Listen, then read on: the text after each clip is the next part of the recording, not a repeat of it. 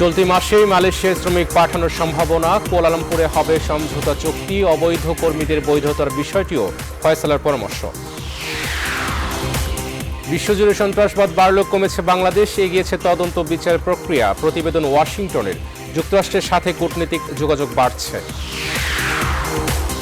মুজিববর্ষ সুবর্ণ জয়ন্তীর সমাপনীতে প্রধানমন্ত্রী। বাংলাদেশের সুবর্ণ জয়ন্তীর সফর শেষে দেশে ফিরেছেন ভারতের রাষ্ট্রপতি। এখনো 2 ডোজ টিকার বাইরে 60% মানুষ। 100 জনের টিকা পাননি 37 জন। এরই মধ্যে শুরু হচ্ছে বুস্টার ডোজ কার্যক্রম। ছুটির দিনে সুখবর নেই রাজধানীর বাজারে। ভরা মৌসুমেও নাগালের বাইরে শীতের সবজি। নতুন করে দাম বাড়ছে চাল ডালের। টানা ছুটিতে পর্যটকে ঠাসা কক্সবাজার। প্রাণ ফিরেছে বিশ্বের দীর্ঘতম সমুদ্র সৈকতে। মহামারীর মন্দা কাটিয়ে ওঠার চেষ্টা ব্যবসায়ীদের। এবং সাপ অনূর্ধ্ব 19 নারী চ্যাম্পিয়নশিপে ফাইনালের পথে বাংলাদেশ। স্বাধীনতা কাপের শিরোপার জন্য আজ মাঠে নামছে বসুন্ধরা কিংস আবাহনী।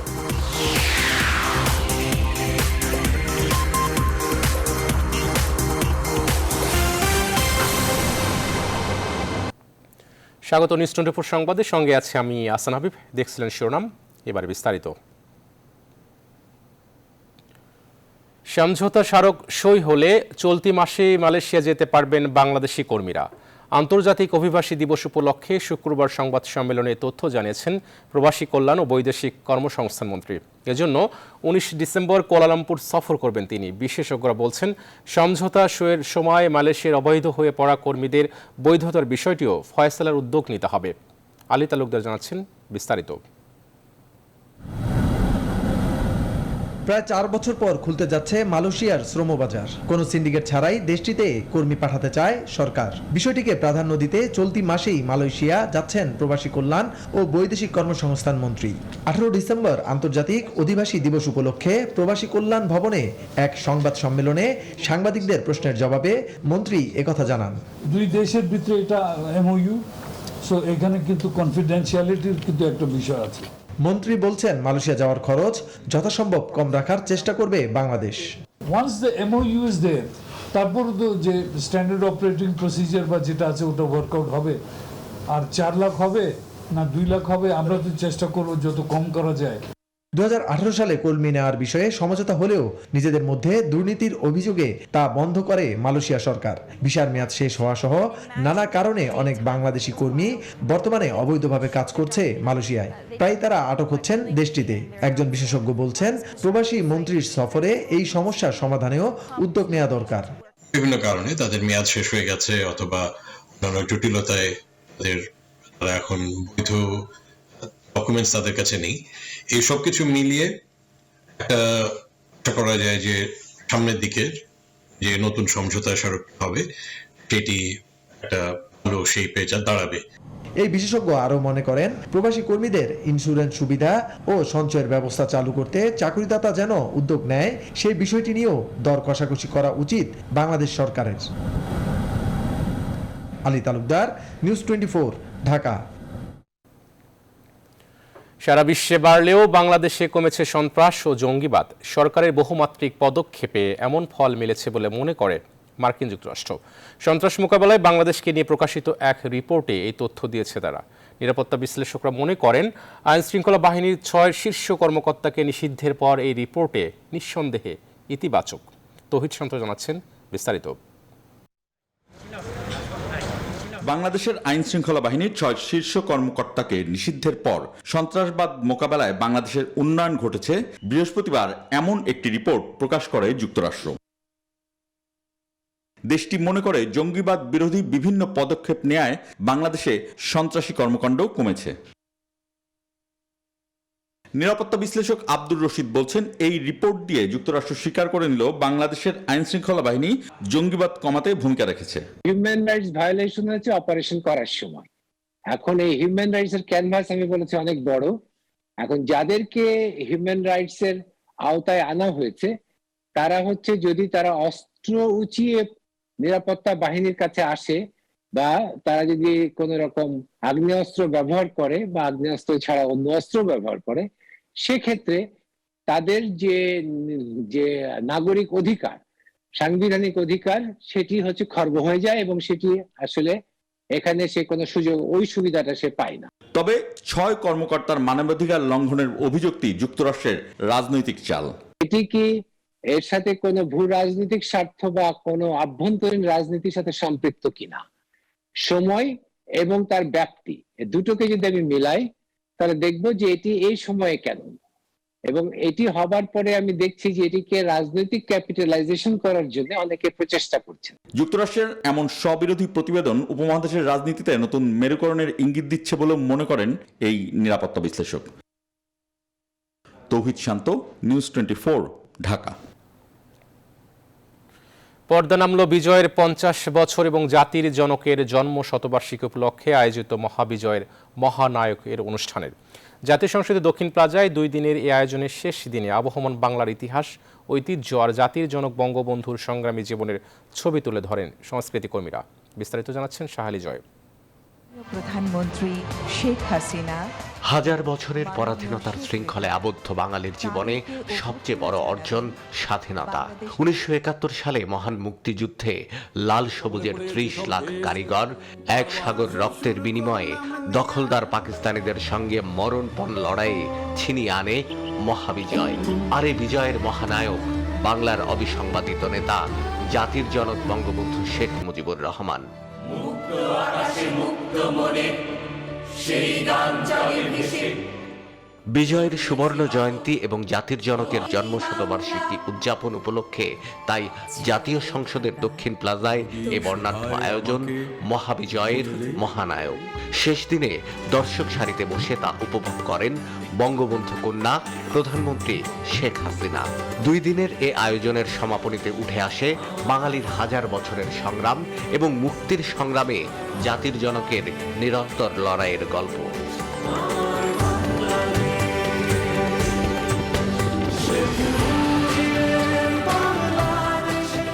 বিজয় দিবসে শুরু হওয়া এই আয়োজনের প্রথম দিনে রাষ্ট্রপতি মোহাম্মদ আব্দুল হামিদ, প্রধানমন্ত্রী শেখ হাসিনা ছাড়াও যোগ দেন ভারতের রাষ্ট্রপতি রামনাথ কোবিন্দ।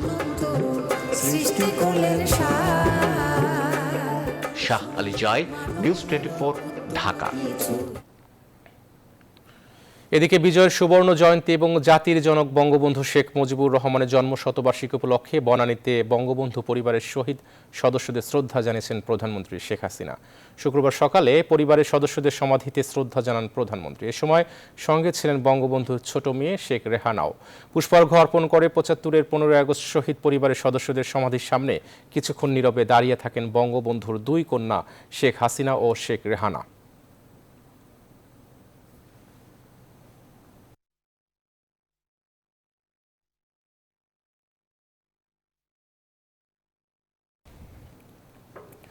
স্বাধীনতার সুবর্ণ জয়ন্তী উদযাপনের অংশ নিয়ে 3 দিনের রাষ্ট্রীয় সফর শেষে দেশে ফিরেছেন ভারতের রাষ্ট্রপতি রামনাথ কোবিন্দ। হজরত শাহজালাল আন্তর্জাতিক বিমানবন্দরে তাকে আনুষ্ঠানিক বিদায় জানান পররাষ্ট্রমন্ত্রী একে আব্দুল মোমেন। এর আগে সফরের শেষ দিন শুক্রবার সকালে রাজধানীর রমনা কালী মন্দিরের সম্প্রসারিত নতুন ভবনের উদ্বোধন করেন ভারতের রাষ্ট্রপতি। আর এই বিষয়ে বিস্তারিত জানাচ্ছেন লাকমিনা জেসমিন সোমা। ভারতের রাষ্ট্রপতি রামনাথ কোবিন্দকে স্বাগত জানাতে বর্ণিল সাজে সাজানো হয় রাজধানীর রমনা কালী মন্দির। বাংলাদেশ সফরের শেষ দিনে শুক্রবার সকাল 10:30টার দিকে মন্দিরে আসেন প্রতিবেশী দেশের রাষ্ট্রপতি রামনাথ কোবিন্দ।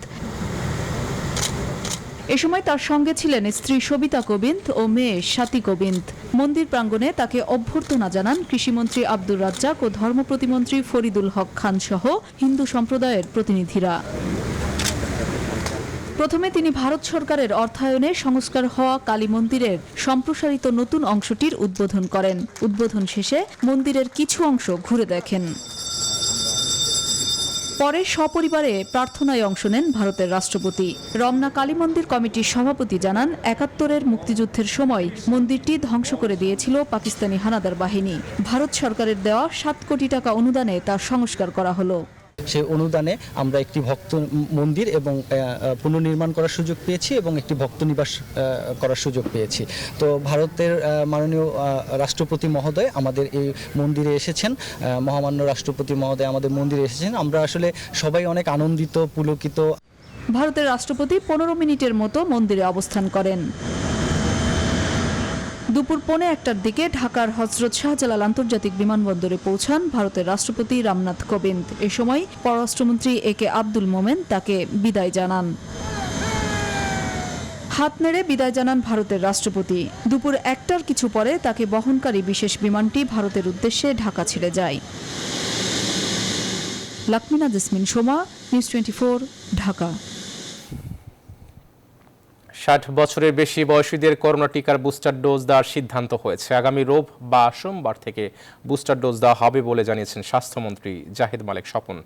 স্বাস্থ্যমন্ত্রী শুক্রবার বিকেলে নিজ নির্বাচনী আসন মানিকগঞ্জে এক অনুষ্ঠানে তথ্য জানান। তিনি বলেন, যারা 60 বছরের ঊর্ধ্বে আছেন, গুরুতর অসুস্থ, তাদের বুস্টার ডোজ দেওয়া হবে। সারা দেশে একযোগে আগামী রোববার বা সোমবার টিকা দেওয়া শুরু হবে। করোনা ভাইরাস প্রতিরোধী টিকার 2টি ডোজ দেওয়া হলেও কোনো কোনো দেশে আরও 1টি ডোজ দেওয়া হচ্ছে। তৃতীয় ডোজটিকে বলা হয় বুস্টার ডোজ। এখন সব ভ্যাকসিন মিলে আমাদের কাছে হাতে 5 কোটি ভ্যাকসিন আছে। কাজেই ভ্যাকসিনের ইনশাআল্লাহ কোনো অভাব নাই। আমাদের আগামী সপ্তাহ থেকে আমাদের ট্রায়াল বেসিসে বুস্টার ডোজ শুরু হবে, সেটা আমরা আশা করি। 60 বছরের বেশি বয়স এমন শতকরা 37 জন এখনো কোনো টিকাই পাননি। আর পূর্ণ 2 ডোজ টিকার বাইরে এই বয়সী মানুষ আছেন 60% বেশি। করোনায় মৃত্যু ঝুঁকিতে থাকা দেশের 60ঊর্ধ্ব মানুষের এমন অবস্থানের মধ্যেই স্বাস্থ্যমন্ত্রী জানিয়েছেন, 2 ডোজ টিকা পাওয়া বয়স্কদের এবার বুস্টার ডোজ দেওয়ার সিদ্ধান্ত নিয়েছে সরকার। জনস্বাস্থ্য বিশেষজ্ঞরা বলছেন, বুস্টার ডোজের দরকার থাকলেও এখন প্রয়োজন বেশি সংখ্যক মানুষকে টিকার আওতায় আনা। আরিফিন শাকিল জানাচ্ছেন বিস্তারিত। বাংলাদেশের মোট জনসংখ্যার প্রায় 1,31,00,000 মানুষের বয়স 60 বছরের বেশি। এ পর্যন্ত দেশে করোনায় মারা যাওয়া 28,038 জনের মধ্যে 55% বয়স 60 কিংবা তার বেশি। স্বাস্থ্য অধিদপ্তরের তথ্য অনুযায়ী এই বয়সী মানুষের মধ্যে টিকার জন্য নিবন্ধন করেছেন 75%। তার মধ্যে প্রথম ডোজ পেয়েছেন 63% আর দ্বিতীয় ডোজ পেয়েছেন 40% মানুষ। সব মিলিয়ে এখনও টিকা পাননি 37% প্রবীণ নাগরিক। এমন বাস্তবতায় দ্বিতীয় ডোজ পাওয়া ওই 40% মানুষকে বুস্টার ডোজ দেওয়ার সিদ্ধান্ত নিয়েছে স্বাস্থ্য মন্ত্রণালয়। আমাদের যারা বয়স্ক আছে, ফ্রন্টলাইন ওয়ার্কার আছে, তাদেরকেও বুস্টার ডোজ দেওয়ার জন্য আমরা পরিকল্পনা হাতে নিয়েছি। এমনিতে 60 কিংবা তার সাথে বেশি মানুষ নানা রোগে আক্রান্ত থাকেন। প্রবীণ নাগরিকদের দ্রুত টিকা আওতায় আনা না গেলে দেশে বড় ধরনের ঝুঁকি তৈরি হবে জানিয়ে জনস্বাস্থ্যবিদ বেনজির আহমেদ বলছেন, এক্ষেত্রে মাঠ পর্যায়ে স্বাস্থ্যকর্মীদের দায়িত্ব দিতে হবে।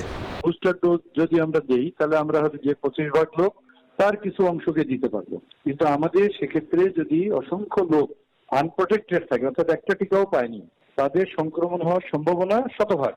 তো 100% যারা ঝুঁকিতে আছে তাদেরকে না দিয়ে যারা 20% ঝুঁকি তাদেরকে যদি আমরা দিতে চাই, তাহলে এটা আমাদের আসলে কোনো হেল্প করবে। আগামী মার্চে এপ্রিলে দেশে করোনার নতুন ঢেউ আসতে পারে বলে সতর্ক করেছেন জনস্বাস্থ্যবিদরা। ওমিক্রনের সংক্রমণ ঠেকাতে সরকারকে বিদেশ যাত্রা নীতি কঠোর করার পরামর্শ দিয়েছেন তারা। করোনার তৃতীয় ঢেউয়ে মৃত্যু এবং অসুস্থতার সংখ্যা আগের মতো ভয়াবহ হবে না, তবে আমাদেরকে অতি দ্রুত দেশের 80% মানুষকে টিকাদানের আওতায় আনতে হবে। মার্চ এপ্রিলের দিকে আমরা গতবারের মতো আবারও একটা সমস্যায় করতে পারি। সুতরাং সরকারের উচিত হলো যারা এখনো একদম অরক্ষিত সেই লোকগুলোকে দ্রুত টিকা আওতায় আনার জন্য একদিকে হলো টিকা আনতে হবে, দ্বিতীয়ত হলো যে তাদের উদ্বুদ্ধ করতে হবে। স্বাস্থ্য অধিদপ্তর জানিয়েছে, দেশের 49.4% মানুষ 2 ডোজ টিকার আওতায় এসেছে। আরিফিন শাকিল, নিউজ 24, ঢাকা। বিজয় দিবস আর সরকারি টানা 3 দিন ছুটির অজুহাতে চড়া রাজধানীর নিত্য পণ্যের বাজার। বিক্রেতারা বলছেন, বিশেষ দিবসে গাড়ি ভাড়া সহ নানা খরচ বেড়ে যাওয়ায় দাম বাড়াতে বাধ্য হন তারা। শীতের সবজির প্রচুর আমদানির পরও দাম নেই হাতের নাগালে। নতুন করে আবারও বাড়তে শুরু করেছে চাল, ডাল সহ কয়েকটি অতি প্রয়োজনীয় পণ্যের দাম। এ বিষয়ে আরও বিস্তারিত জানাচ্ছেন সুলতান আহমেদ। ফুলকপি, বাঁধাকপি, টমেটো, সিম, নতুন আলু এমন নানা সবজি নিয়ে সারি সারি সাজানো সবজির দোকান। শীতে সাধারণ মানুষের স্বস্তির অন্যতম জায়গাও সবজি। তবে ডিসেম্বরের মাঝামাঝি এসেও দাম অন্যান্য বারের চেয়ে অনেকটাই চড়া। বিক্রেতারা বলছেন এবার অন্যান্য বছরের মতো দাম কমার সম্ভাবনাও কম, তবে ক্রেতারা খুঁজে পাচ্ছে না দাম বেশি থাকার উত্তর। মাঠের কৃষক সামান্য দাম পেলেও পকেট ঠিকই কাটা যাচ্ছে রাজধানীর ক্রেতাদের। প্রাকৃতিক দুর্যোগও নাই, সেই হিসাবে তো প্রচুর পরিমাণ সবজি উৎপাদন হচ্ছে, কিন্তু টাকাতে আমাদের সবজি অনেক বেশি দামে কিনে খাওয়া লাগতেছে। প্রয়োজন বেশি, কিন্তু এখন আমরা সাধ্যের মধ্যে চেষ্টা করছি। গাড়ি ভাড়া বেশি, যাতায়াত খরচা বেশি, সবজি অবশ্যই একটু দাম বেশিই থাকবে। এবার মনে করেন আগের বছরের মতো এত কম থাকবো না। মাছের বাজারে খানিকটা ভিড় কম, চোখে পড়বে রূপালী ইলিশ, চিংড়ি সহ নানা প্রজাতির মাছ। তবে দাম নিয়ে স্বস্তি নেই ক্রেতা বিক্রেতা কারোরই। বিক্রেতারা বলছেন বাড়তি দামে কমেছে ক্রেতার সংখ্যাও। কোরাল মাছ 600 টাকা কেজি, এটা 700, ওটা 650। ইলিশ মাছ এটা ছোট সাইজ, মিডিয়াম সাইজ, এটা 700 টাকা কেজি। টাকি মাছ দেখলাম 350 টাকা, 250-300 টাকা যেগুলো থাকে। শীতকালে মাছের দাম কম থাকে, কিন্তু এবছর মাছ তুলনামূলক অনেক কম। সাধারণ মানুষের অতি প্রয়োজনীয় চালের দাম কিছুদিন স্থির থাকার পর আবারও বাড়তে শুরু করেছে। বিক্রেতারা বলছেন বস্তা প্রতি দাম বেড়েছে প্রায় 100 টাকা। বেড়েছে ডাল, সয়াবিন তেলের দামও। ডায়মন্ড আছে যেটা 3600 টাকা বস্তা কিনতাম, এই সপ্তাহে 3680 টাকা, 20 টাকা আছে খরচ। তাহলে এত টাকা বাড়লে আমরা বেচবো কত? তারপর ডাল যেটা ছিল আপনার 92 টাকা কেজি, ওইটা এখন এই সপ্তাহে 100 টাকা কেজি। তবে খানিকটা অপরিবর্তিত রয়েছে মুরগির দাম। সোনালীটা বেচা 250-60, আর দেশি হয়েছে গিয়া 440-50। ক্রেতারা বলছেন দাম কমাতে আরও আন্তরিক হওয়া উচিত সরকারি সংস্থাগুলোর। সুলতান আহমেদ, নিউজ 24, ঢাকা। নিজেদের মধ্যে আধিপত্য ছাড়াও এবার ভাড়ায় মানুষ হত্যার মতো ঘটনার সাথে যুক্ত হচ্ছে কিশোর গ্যাং। রাজধানী মিরপুরের টপ 10 পোশাক কারখানার কর্মচারী শাহাদাত হোসেন হাসিবকে হত্যার অভিযোগে কিশোর গ্যাংয়ের 3 সদস্যকে গ্রেপ্তার করেছে পুলিশ। তাদের কাছ থেকে মিলছে এমন তথ্য। বিস্তারিত জানাচ্ছেন মৌ খন্দকার। 6 মাস আগে রাজধানীর মিরপুরের টপ 10 পোশাক কারখানায় কাজ নেয় হাসিব। গত 13 ডিসেম্বর রাত 12টার পর ওই কারখানার পাশের সড়কেই হত্যা করা হয় তাকে। সিসিটিভি ফুটেজ বিশ্লেষণ করে বিপুল নামের এক ব্যক্তির সন্দেহজনক গতিবিধি নজরে আসে পুলিশের। পরে মোবাইলের অবস্থান শনাক্ত করে তাকে ঝালকাঠি থেকে গ্রেফতার করা হয়। তার দেয়া তথ্যে আরও 2 জনকে আটক করে পুলিশ। আমাদের পার্টি পৌঁছানোর আগেই সে আবার লোকেশন চেঞ্জ করে চলে যায় হলো ঝালকাঠি। তো ঝালকাঠিতে আমাদের চৌকস টিম তাকে ওইখানে গ্রেপ্তার করে ঢাকায় নিয়ে আসে। পুলিশ জানায় পূর্বে টপ 10-এ কাজ করা বিপুলের পরিবারের সঙ্গে হাসিবের পরিবারের জমি সংক্রান্ত বিরোধ ছিল। তার জেরেই হাসিবকে হত্যা করতে কিশোর গ্যাংয়ের 3 সদস্যকে 2 লাখ টাকায় ভাড়া করা হয় বলে ধারণা পুলিশের। কন্ট্যাক্টটা যার মাধ্যমে হয় তাকে আমরা গ্রেপ্তার করেছি। এখন সে তার সঙ্গে কিভাবে কন্ট্যাক্ট হয়েছে বিপুলের বা হোয়াটএভার যে কারো, এই বিষয়টা নিয়ে আমরা কাজ করছি। আটক 3 জনের মধ্যে 2 জন ইতিমধ্যেই স্বীকারোক্তিমূলক জবানবন্দি দিয়েছে। পলাতক বাকি 2 জনকে গ্রেফতারে অভিযান অব্যাহত আছে বলে জানিয়েছে পুলিশ। মৌ খন্দকার, নিউজ 24, ঢাকা। টানা ছুটিতে লাখো পর্যটকের পদচারণায় মুখর বিশ্বের দীর্ঘতম সমুদ্র সৈকতের শহর কক্সবাজার। এতে হাসি ফুটেছে ব্যবসায়ীদের মুখে। তারা বলছেন করোনা মহামারীর সময় দীর্ঘদিনের মন্দাভাব কাটিয়ে ওঠার চেষ্টা চলছে। পর্যটকদের নিরাপত্তা নিশ্চিতে সমুদ্র সৈকত সহ বিভিন্ন পয়েন্টে তৎপরতা বাড়ানো হয়েছে বলে জানিয়েছে ট্যুরিস্ট পুলিশ। মোহাম্মদ আইবুল ইসলামের তথ্যচিত্রে ডেস্ক রিপোর্ট। কক্সবাজার সমুদ্র সৈকত পৃথিবীর দীর্ঘতম বালুকাময় সমুদ্র সৈকত। সৃষ্টিকর্তা যেন রূপসী বাংলার সব রূপ ঢেলে দিয়েছে বালুর আঁচলে। তাই তো যে কোনো উৎসবেই এই সমুদ্র সৈকতের সৌন্দর্য উপভোগ করতে দূর দূরান্ত থেকে ছুটে আসেন পর্যটকরা। সৈকতের বালুকা বেলায় ছোটাছুটি আর নোনা জলে সমুদ্র স্নানের অনাবিল আনন্দ যেন পর্যটকদের বারবার কাছে টানে। আর টানা 3 দিনের ছুটিতে লাখো পর্যটকের পদভারে মুখরিত বিশ্বের দীর্ঘতম এই সমুদ্র সৈকত। যে ফ্যামিলি ট্যুরে আসছি, যে সবাই মিলে আনন্দটা উপভোগ করতে পারি। এখানকার পরিবেশ অত্যন্ত মনোরম, সুন্দর লাগতেছে, সবকিছু ভালোই লাগতেছে। কক্সবাজারে এসে ভালোই লাগছে। এদিকে পর্যটকদের ভ্রমণ আনন্দময় এবং নিরাপদ ভ্রমণ নিশ্চিত করতে সমুদ্র সৈকত সহ সব পর্যটন কেন্দ্রগুলোতে নিরাপত্তা ব্যবস্থা জোরদার করা হয়েছে। এখানে আমাদের টুরিস্ট পুলিশের টহল আছে, নিয়মিত ডিউটি আছে পোশাকধারী অবস্থায়। তারপর পাশাপাশি মোটর সাইকেলে আছে, সিভিল পোশাকে আছে এবং এর পাশাপাশি ফুড প্যাট্রোলও ডিউটি করছেন। পর্যটকদের ঢল সামলাতে ও মানসম্মত সেবা নিশ্চিত করতে হোটেল মোটেলগুলোতে নেওয়া হয়েছে নানা উদ্যোগ। প্রচুর পর্যটকের সমাগমন হয়েছে। এই উপলক্ষে তাদের সেবা এবং তাদেরকে নিয়ে যাতে কোনো অনিরাপদ না ভুগে তার জন্য টোয়াক প্রশাসনের সাথে কাজ করে যাচ্ছে। প্রশাসনের হিসাবে পর্যটকদের জন্য এখানে হোটেল মোটেল রয়েছে 5 শতাধিকেরও বেশি। Desk report, news 24। স্বাধীনতার সুবর্ণ জয়ন্তী ও মুজিববর্ষ উপলক্ষে শনিবার বিজয় শোভাযাত্রা করবে আওয়ামী লীগ। কর্মসূচি সফল করতে শুক্রবার সকালে প্রস্তুতি সভা করেছেন দলের নেতারা। আওয়ামী লীগ সভাপতি প্রধানমন্ত্রী শেখ হাসিনার ধানমন্ডির কার্যালয়ের সভা শেষে জানানো হয়, শোভাযাত্রাটি দুপুর 2টায় রাজধানীর সোহরাওয়ার্দী উদ্যান সংলগ্ন ইঞ্জিনিয়ার্স ইনস্টিটিউশন প্রাঙ্গণ থেকে শুরু হয়ে ধানমন্ডি 32 নম্বরে বঙ্গবন্ধু ভবন প্রাঙ্গণে গিয়ে শেষ হবে। কর্মসূচিতে রাজধানীর বিভিন্ন প্রান্তের আওয়ামী লীগ ও সহযোগী সংগঠনের সর্বস্তরের নেতাকর্মীরা অংশ নেবে।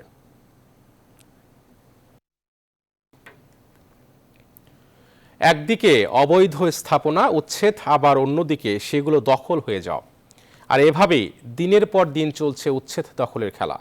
এমন চিত্র দেখা যায় ঢাকার 2 সিটি কর্পোরেশনে।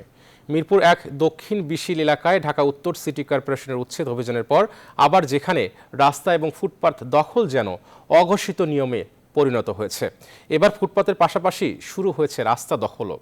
ঢাকা উত্তর সিটি কর্পোরেশন জানিয়েছে অচিরেই অবৈধ দখলদারদের বিরুদ্ধে আইনগত ব্যবস্থা নেবেন তারা। বিস্তারিত তালুকদার বিপ্লবের প্রতিবেদনে।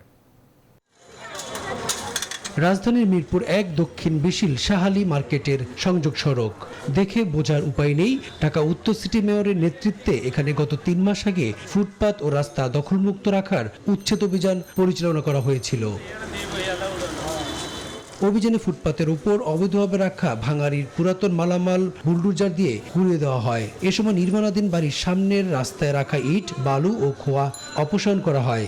জেল জরিমানাও করা হয় অনেকজনকে। কিন্তু রাস্তা দখলমুক্ত হওয়ার কয়েক মাস পরই আবার সেই দখলের মধ্যে পড়েছে এলাকাবাসী। এবার ফুটপাতের পাশাপাশি শুরু হয়েছে রাস্তা দখলও। অবশ্যই চাই আমরা সবকিছু ক্লিন থাকুক, মানুষ সুন্দরভাবে চলাচল করতে পারুক। যাদের দেখভালের দায়িত্ব, যাদের কথা তারা শুনবে, তাদের সম্পূর্ণভাবে অ্যাক্টিভিটিস পুরোপুরি তারা এদিকে নজর দিতে পারতেছে না, বিধায় এই সমস্যাগুলো রয়ে গেছে। বাংলাদেশের একটা এই স্বভাবই আস্তে আস্তে বসতে পারলে আস্তে আস্তে সবাই বুঝে যায়। নানা শ্রেণী ও পেশার মানুষের বসবাস রাজধানীর এই ব্যস্ততম এলাকায়, অথচ এখানে ফুটপাত ধরে হেঁটে চলার কোনো সুযোগ নেই। বাধ্য হয়ে পথচারীরা নেমে এসেছে মূল রাস্তায়। সৃষ্টি হচ্ছে যানজট, সেই সঙ্গে তো থাকছে দুর্ঘটনার আশঙ্কা। আমাদের খুব খারাপ লাগে যে আমরা ফুটপাত ছেড়ে রাস্তা দিয়ে হাঁটি, বিশেষ করে আমরা বার্ধক্য বয়সের, আমাদের জন্য তো আরো অসুবিধা। আমার চোখের সামনেই দেখতেছি, কারণ আমি তো এই মহল্লার, আমি দেখি তো যে কি অসুবিধা, কিন্তু কিচ্ছু বলার নাই। তবে এবার আর উচ্ছেদ নয়, তালিকা করে অবৈধ দখলদারদের বিরুদ্ধে আইনগত ব্যবস্থায় যাবেন বলে জানালেন ঢাকা উত্তর সিটি কর্পোরেশন। এইরকম অবৈধ দখলদারদেরকে আমরা উচ্ছেদ করব, তাদেরকে আইনের আওতায় নিয়ে আসব এবং কোনো অবস্থাতেই কোনো ফুটপাত এবং রাস্তাঘাটের উপরে কোনো অবৈধ স্থাপনা, কোনো অবৈধ দখল এগুলো চলবে না, এগুলো থাকতে পারবে না। এদিকে স্থায়ীভাবে কার্যকর কোনো পদক্ষেপ না নিলে ফুটপাত কখনোই পথচারীদের ব্যবহারের উপযোগী হবে না বলে মত সাধারণ মানুষের। তালুকদার বিপ্লব, নিউজ 24, ঢাকা। এবারে নগদের সৌজন্যে বিশেষ আয়োজন বিজয় থেকে অর্জনে।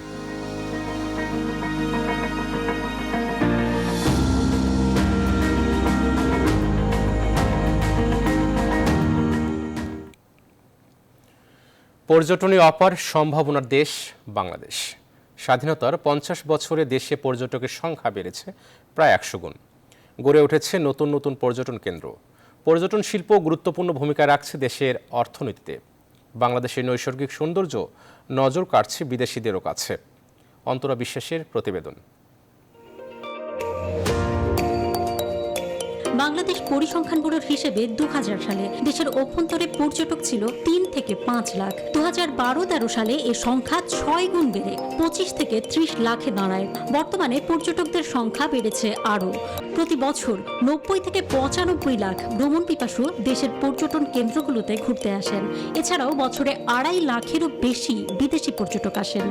পর্যটনটাকে আরও বেশি গুরুত্ব দিতে হবে টেকসই উন্নয়নের ক্ষেত্রে। সরকার পর্যটনটাকে অর্থনীতির বাহন হিসাবে, কর্মসংস্থানের ক্ষেত্র হিসাবে সৃষ্টি করার জন্য যে নানাবিধ উদ্যোগ নিচ্ছেন, সেই উদ্যোগগুলোকে অতি দ্রুত বাস্তবায়ন করতে হবে। তাহলে আগামীতে বাংলাদেশের পর্যটনের সংখ্যা, পর্যটকের সংখ্যা 4 কোটি দাঁড়াবে, অভ্যন্তরীণ পর্যটকের সংখ্যা। বাংলাদেশের পর্যটন খাতে আছে আরও কিছু সাফল্য। বিশ্ব পর্যটন সংস্থার কমিশন ফর সাউথ এশিয়ায় 2021 থেকে 23 মেয়াদে ভাইস চেয়ার নির্বাচিত হয়েছে বাংলাদেশ। এছাড়াও 8টি মুসলিম দেশের জোট D8 এর সভাপতি এখন ঢাকা। সম্প্রতি পর্যটন বান্ধব দেশের তালিকায় 5 ধাপে গিয়েছে বাংলাদেশ। সিলেট থেকে যে কোনো একজন পর্যটক আশেপাশে সুনামগঞ্জ বলেন, সিলেট বলেন, মৌলভীবাজার, তারা যাতে সকালে বের হয়ে এই স্পটগুলো দেখে আবার নিরাপদে ফিরতে পারে, সেই ধরনের একটা ব্যবস্থা যাতে থাকে। আমরা সিলেটেও বাস দেবো, কক্সবাজারে দেবো। এই কাজগুলো আমরা নিয়ে এগিয়ে চলছি। ওয়ার্ল্ড ট্রাভেল অ্যান্ড ট্যুরিজম কাউন্সিলের তথ্য অনুযায়ী বাংলাদেশের জিডিপিতে পর্যটন ও ভ্রমণ খাতের অবদান 2.2%। প্রত্যক্ষ ও পরোক্ষভাবে এই খাতে কাজ করেন 40 লাখেরও বেশি মানুষ। ইউনাইটেড নেশনস ওয়ার্ল্ড ট্যুরিজম অর্গানাইজেশনের হিসেব অনুযায়ী 2017 সালে বাংলাদেশে পর্যটন খাতে কাজ করতেন 11,38,690 জন। পরের বছরে এ সংখ্যা বেড়ে যায় 42,000। করোনার কারণে পরবর্তীতে কিছুটা স্থবিরতা আসলেও স্বাধীনতার পর থেকেই 50 বছরের হিসেব করলে বাংলাদেশের পর্যটন শিল্প এগিয়েছে অনেকটা। তবে সামনের দিনগুলোতে আসবে অভাবনীয় পরিবর্তন, এমন প্রত্যাশা সংশ্লিষ্টদের। অন্তরা বিশ্বাস, নিউজ 24, ঢাকা। এবার ফার্স্ট সিকিউরিটি ইসলামী ব্যাংক অর্থ বাণিজ্যের সংবাদ।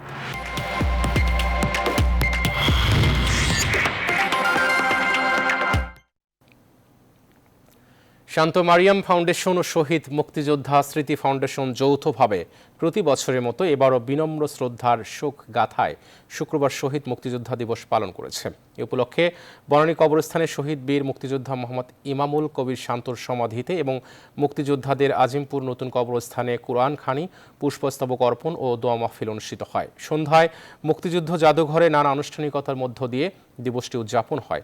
এতে অতিথি হিসেবে ছিলেন মুক্তিযুদ্ধ জাদুঘরের ট্রাস্টি বীর মুক্তিযোদ্ধা ডক্টর সরোয়ার আলী, শান্ত মারিয়াম ফাউন্ডেশনের চেয়ারম্যান ও বোর্ড অব ট্রাস্টিজের সদস্য ডক্টর আহসানুল কবির ও Shanto Mariam university of creative টেকনোলজির বোর্ড অব ট্রাস্টিজের চেয়ারম্যান ও ঢাকা বিশ্ববিদ্যালয়ের অঙ্কন ও চিত্রায়ন বিভাগের অধ্যাপক শিল্পী মোস্তাফিজুল হক।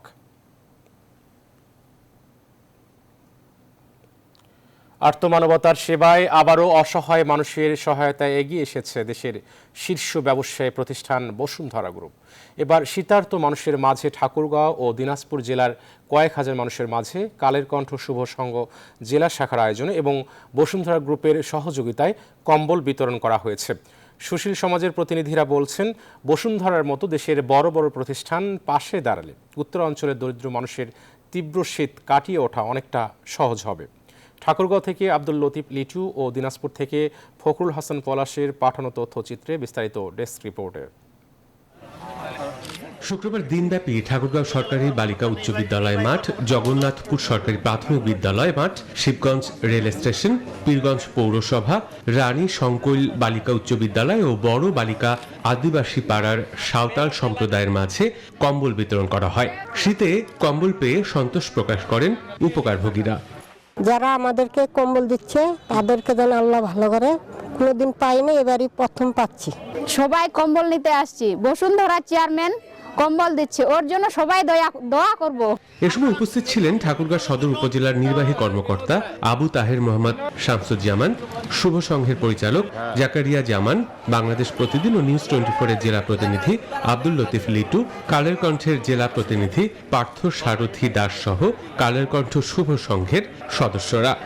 আমরা চাই শুভ সংঘের এই মহৎ কার্যক্রম আরো বেগবান হবে। বসুন্ধরা গ্রুপের চেয়ারম্যান মহোদয় ওনার আমরা অত্যন্ত সাফল্য কামনা করি। এদিকে দিনাজপুরেও শীতে দুস্থ অসহায় মানুষের পাশে দাঁড়িয়েছে দেশের শীর্ষ ব্যবসায়ী প্রতিষ্ঠান বসুন্ধরা গ্রুপ। এ সময় দরিদ্র পরিবারগুলো উপহার হিসেবে কম্বল পেয়ে বেশ খুশি হয়। বসুন্ধরার কম্বল দিচ্ছে শীতের সময় ঠান্ডার, এতে আল্লাহ হায়াত দ্বারা দিক, আল্লাহ তাকে হায়াত দ্বারাজ করুক, বাঁচি থাকুক, আরো যেন আগামীতে দিতে পারে তার তৌফিক দান করুক। বসুন্ধরা গ্রুপের সহযোগিতায় জেলা সদরের গরিব মানুষের মাঝে এই কম্বল বিতরণ করেন কালের কণ্ঠ শুভ সংঘের সদস্যরা। 13টি উপজেলায় আমরা বসুন্ধরা গ্রুপের মাননীয় চেয়ারম্যান স্যারের উপহার কম্বল পৌঁছে দিচ্ছি মানুষের হাতে হাতে। আজকে এই দিনাজপুর সদরে 300 মানুষকে দিয়ে আমাদের অনুষ্ঠান শুরু হলো। করোনার সময় প্রতিটি উপজেলায়, দিনাজপুর জেলায় 13টি উপজেলায় আমরা ত্রাণ বিতরণ করতে পেরেছিলাম। এই ধাইবোধে আমরা এবার শীতের সময় আমরা আজকের এই শীতবস্ত্র বিতরণ করতে পারে আমরা খুব নিজে আনন্দিত। বসুন্ধরা গ্রুপের এমন মহতী উদ্যোগে কৃতজ্ঞতা জানান অতিরিক্ত জেলা প্রশাসক। বসুন্ধরা গ্রুপের যে উদ্যোগ, এটা আমাদের জন্য খুবই দরকার, যেহেতু দিনাজপুর একটি, আমরা জানি যে বাংলাদেশের 2-3টা জেলাতে সবচেয়ে বেশি শীত পড়ে, তার মধ্যে দিনাজপুর একটি। আয়োজকরা জানান পর্যায়ক্রমে দিনাজপুরের 13টি উপজেলার 2000 পরিবারের মাঝে বসুন্ধরা গ্রুপের শীত উপহার তুলে দেয়া হবে। Desk report, news 24। 1971 মুক্তিযুদ্ধের সময় নারকীয় বর্বরতার জন্য পাকিস্তানকে আনুষ্ঠানিকভাবে বাংলাদেশের কাছে ক্ষমা চাওয়ার তাগিদ দিয়েছেন জাকের পার্টি চেয়ারম্যান মোস্তফা আমির ফয়সাল। শুক্রবার বিকেলে যশোরের উপশহর ঈদগাহ মাঠে খুলনা বিভাগীয় জাকের পার্টির ইসলামী সমাবেশে প্রধান অতিথির বক্তব্যে তিনি এসব কথা বলেন। এ সময় তিনি দেশবিরোধী অপশক্তির বিরুদ্ধে সবাইকে সতর্ক ঐক্যবদ্ধ থাকার আহ্বান জানান। দেশবাসীকে জাগ্রত করতে সারা দেশে ঘুরে ঘুরে জাকের পার্টি জনসভা করবে বলেও জানান পার্টি চেয়ারম্যান। এ পর্যায়ে আন্তর্জাতিক প্রসঙ্গ।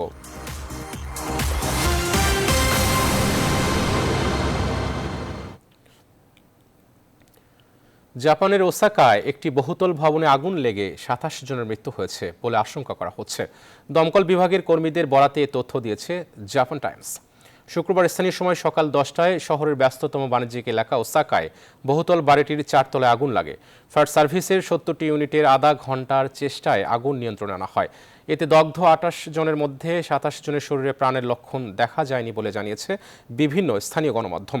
তবে অগ্নিকাণ্ডে ঠিক কতজনের মৃত্যু হয়েছে সে বিষয়ে আনুষ্ঠানিক কোনো ঘোষণা দেয়নি দেশটির স্বাস্থ্য দপ্তর। ব্রিটেনে টানা দ্বিতীয় দিনের মতো করোনায় দৈনিক সর্বোচ্চ আক্রান্তের রেকর্ড হয়েছে। 24 ঘন্টায় দেশটিতে শনাক্ত হয়েছে 88,376 জন।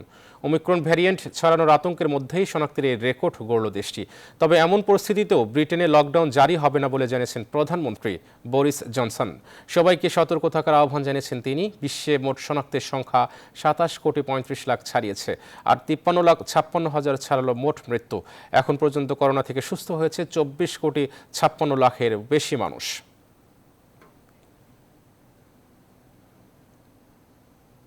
এবার প্রবাসের খবর।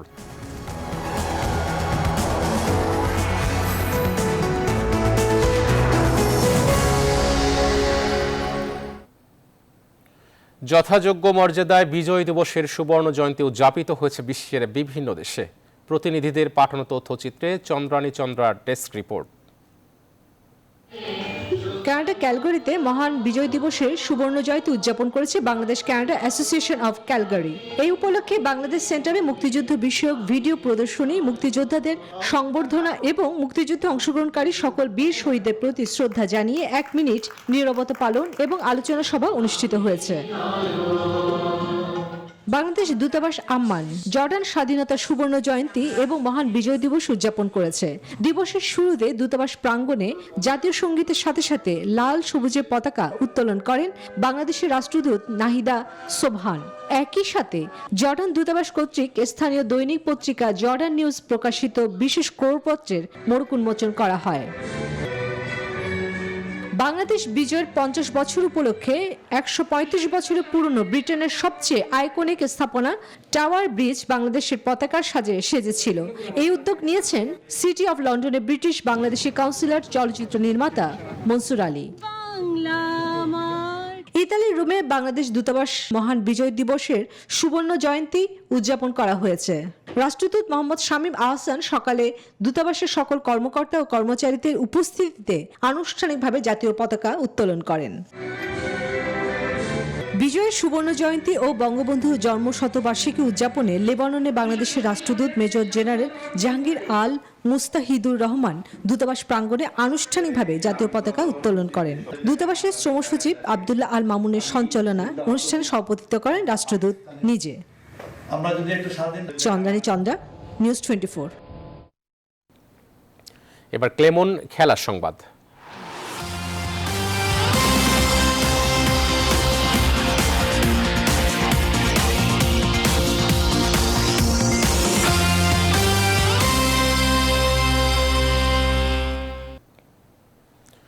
সাফ অনূর্ধ্ব 19 চ্যাম্পিয়নশিপে শক্তিশালী ভারতকে 1-0 গোলে হারিয়ে পয়েন্ট টেবিলের শীর্ষে উঠে এসেছে বাংলাদেশের মেয়েরা। এতে টুর্নামেন্টের ফাইনালের পথে আরও এক ধাপ এগিয়ে গেল লাল সবুজের প্রতিনিধিরা।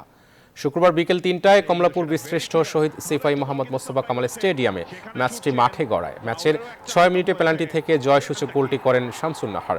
তহুরা খাতুন বল নিয়ে ভারতের বক্সে ঢুকলে ফাউলের শিকার হন, আর তাতে পেনাল্টির বাঁশি বাজে। 3 ম্যাচ শেষে বাংলাদেশের সংগ্রহ 7 পয়েন্ট। রোববার শ্রীলঙ্কার বিপক্ষে প্রথম রাউন্ডে নিজেদের শেষ ম্যাচ খেলবে বাংলাদেশ। এদিকে একই ভেন্যুতে রাতে নেপাল 4-0 গোলে হারায় ভুটানকে। ঠিক বাইরে পড়েছে, যদিও এখনো রয়েছে নেপালের সুযোগ। ফার্স্ট চান্স, ফার্স্ট 2 মিনিটে প্রথম গোলটা করে ফেলল নেপাল। হবে স্বাধীনতা কাপের।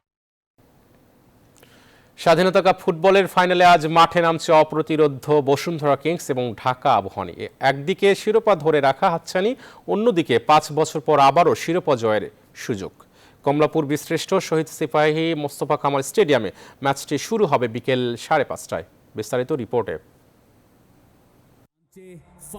স্বাধীনতা কাপের বর্তমান চ্যাম্পিয়ন বসুন্ধরা কিংস সেমিফাইনালের নাটকীয় জয় দিয়ে তারা নিশ্চিত করেছে ফাইনালের টিকিট। ফার্নান্দেজ, রবিনহো, এলিটা কিংসলের মতো তারকা ফুটবলারের ঠাসা বসুন্ধরা কিংস, তাই আবারও ট্রফি ঘরে তুলতে বেশ আত্মবিশ্বাসী অস্কার ব্রুজন। আবাহনী অবশ্যই ভালো দল, তারপরও আমাদের ছেলেরা বেশ ভালো ফর্মে আছে, তাই আমরা যথেষ্ট আত্মবিশ্বাসী। এদিকে স্বাধীনতা কাপের স্বাদ মাত্র একবারই পেয়েছে ঢাকা আবাহনী। সেই 90-এর পর এখন পর্যন্ত 2বার ফাইনালে উঠে খালি হাতে ফিরেছে তারা। 5 বছর পর সেই সুযোগ আবারও এসেছে মারিও লেমোসের শিষ্যদের সামনে। Desk report, news 24। নিউজিল্যান্ড সফরে মাঠের অনুশীলনের জন্য বাংলাদেশের অপেক্ষা আরও বাড়ছে। অনুমতি দেওয়ার একদিন পরেই তা প্রত্যাহার করে নিয়েছে নিউজিল্যান্ডের স্বাস্থ্য মন্ত্রণালয়। কোয়ারেন্টিনের মধ্য থেকে আগের কয়েকদিন যারা জিম করেছেন তারা অনুমতি পান মাঠে গিয়ে অনুশীলনের। যদিও বিরূপ প্রকৃতির কারণে বৃহস্পতিবার অনুশীলন না করে মাঠ থেকে ফেরে বাংলাদেশ দল। সফরকারীদের টিমস অপারেশনস ম্যানেজার নাফিস ইকবাল শুক্রবার জানান, 2 দিনের জন্য তাদের অনুশীলন স্থগিত রাখার কথা বলা হয়েছে, তাই হোটেলেই রয়েছে বাংলাদেশ দল। নিউজিল্যান্ডে এবার 2টি টেস্ট খেলবে বাংলাদেশ, যা আইসিসি টেস্ট চ্যাম্পিয়নশিপের অংশ। 1 জানুয়ারি থেকে শুরু হবে টেস্ট সিরিজ।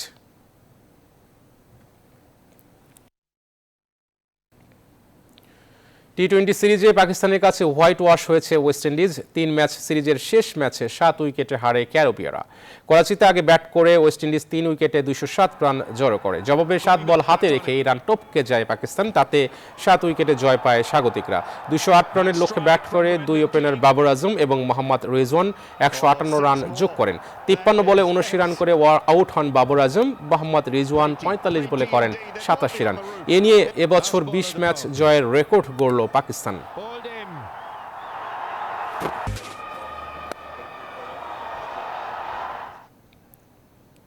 প্রিয় দর্শক, সংবাদ শেষ করার আগে শিরোনামগুলো আরো একবার।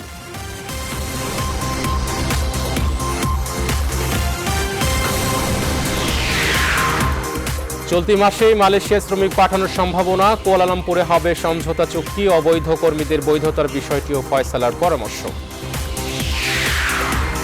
বিশ্বজুড়ে সন্ত্রাসবাদ বাড়লেও কমেছে বাংলাদেশ, এগিয়েছে তদন্ত বিচার প্রক্রিয়ার প্রতিবেদন ওয়াশিংটনের। যুক্তরাষ্ট্রের সাথে কূটনীতিক যোগাযোগ বাড়ছে। মুজিববর্ষ সুবর্ণ জয়ন্তীর সমাপনীতে প্রধানমন্ত্রী। বাংলাদেশের সুবর্ণ জয়ন্তীর সফর শেষে দেশে ফিরেছেন ভারতের রাষ্ট্রপতি। এখনো 2 ডোজ টিকার বাইরে 60% মানুষ। 100 জনের টিকা পাননি 37 জন। এরই মধ্যে শুরু হয়েছে বুস্টার ডোজ কার্যক্রম। ছুটির দিনে সুখবর নেই রাজধানীর বাজারে। ভরা মৌসুমে নাগালের বাইরে শীতের সবজি। নতুন করে দাম বাড়ছে চাল ডালের। টানা ছুটিতে পর্যটকে ঠাসা কক্সবাজার, প্রাণ ফিরেছে বিশ্বের দীর্ঘতম সমুদ্র সৈকতে, মহামারীর মন্দা কাটিয়ে ওঠার চেষ্টা ব্যবসায়ীদের। এবং সাফ অনূর্ধ্ব 19 নারী চ্যাম্পিয়নশিপে ফাইনালের পথে বাংলাদেশ, স্বাধীনতা কাপের শিরোপার জন্য আজ মাঠে নামছে বসুন্ধরা কিংস আবাহনী। প্রিয় দর্শক, নিউজ 24 সংবাদ এখনকার মতো পর্যন্তই। আরও সংবাদ ও বিশ্লেষণ জানতে ভিজিট করুন news24bd.tv। ধন্যবাদ সবাইকে। স্বাগত।